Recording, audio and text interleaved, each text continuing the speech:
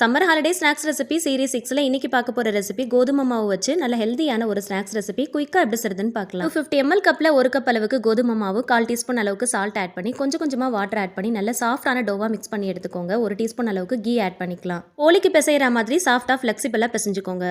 இதுக்கு ஒரு stuffings ready பண்ணிக்கலாம். அதுக்கு கடாயில 1 டேபிள்ஸ்பூன் அளவுக்கு கீ ஆட் பண்ணிட்டு சாப்டு பீனட்ஸ் அண்ட் கேஷ்யூ ஆட் பண்ணி நல்லா ஃப்ரை பண்ணிக்கோங்க. துருவன கேரட் அண்ட் கோகனட் 1/2 கப் அளவுக்கும் 1/4 டீஸ்பூன் சுக்கு பொடி, 1/4 டீஸ்பூன் ஏலக்காய் பொடி, 1 cup brown sugar, 1/2 cup water, இது கூடவே பிஞ்ச் ஆஃப் சால்ட் ஆட் பண்ணி நல்லா மிக்ஸ் பண்ணிட்டு நல்லா குக் பண்ணிக்கோங்க. கேரட் அண்ட் கோகனட் நல்லா குக் ஆகி நல்லா திக்கானதுக்கு அப்புறம் ஸ்டவ் ஆஃப் பண்ணிட்டு ஓரளவுக்கு கை பொறுக்கிற சூடு வரும்போது சின்ன சின்ன உருண்டைகளா நல்லா உருட்டி ஒரு பிளேட்ல அடுக்கி எடுத்து வச்சுக்கோங்க. பூரணத்தை உருண்டை பிடிக்கும் போது மாவுடைய சைஸை விட ஒரு சைஸ் கம்மியா பிடிச்சு எடுத்துக்கோங்க. அப்பதான் ஸ்டஃபிங்ஸை உள்ள வைக்கும் போது வெளியில வராம இருக்கும். பூரிக்கட்டையில கொஞ்சம் போல எண்ணெய் தடவிட்டு ஒவ்வொரு உருண்டைகளா எடுத்து வச்சுக்கோங்க. கையில கொஞ்சமா ஆயில் அப்ளை பண்ணிட்டு தட்டினீங்கன்னா ரொம்ப ஈஸியா தட்ட வரும்.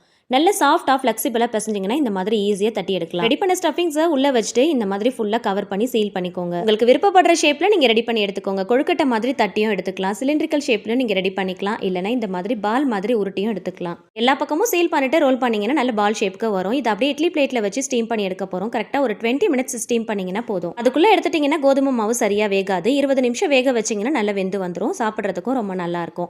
இதை அப்படியே கட் பண்ணிட்டு சர்வ் பண்ணிக்கலாம். சர்வ் பண்ணும்போது ரெண்டா கட் பண்ணிட்டு சர்வ் பண்ணுங்க. பார்க்கறதுக்கு அப்படியே ஸ்வீட் மாதிரியே இருக்கும். ஒரு டிஃபரெண்டான ஸ்டஃபிங்ஸ் வச்சு கோதுமை மாவு யூஸ் பண்ணி ஹெல்தியான இந்த ரெசிபியை நீங்களும் ட்ரை பண்ணி பாருங்க. டேஸ்ட் ரொம்ப நல்லா இருக்கும். டிஃபரெண்டான இந்த ரெசிபியை சேவ் அண்ட் ஷேர் பண்ணி ட்ரை பண்ணுங்க. சேனலை மறக்காம சப்ஸ்கிரைப் பண்ணுங்க. தேங்க்ஸ் ஃபார் வாட்சிங்.